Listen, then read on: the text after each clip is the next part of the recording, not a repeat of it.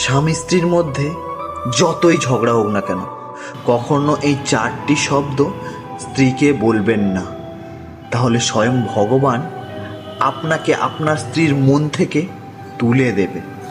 Number 1, কখনো স্ত্রীকে বলবেন না তুমি দেখতে খারাপ, তোমার শরীরের অঙ্গ খারাপ, তোমার চেহারা খারাপ।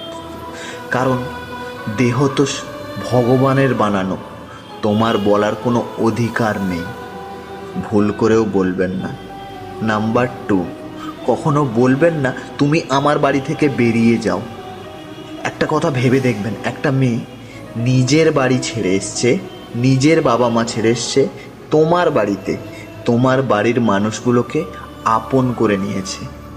তাই কখনো বাড়ি থেকে বেরিয়ে যেতে বলবেন না, ভগবানও আপনাকে মাফ করবে না। নাম্বার 3, কখনো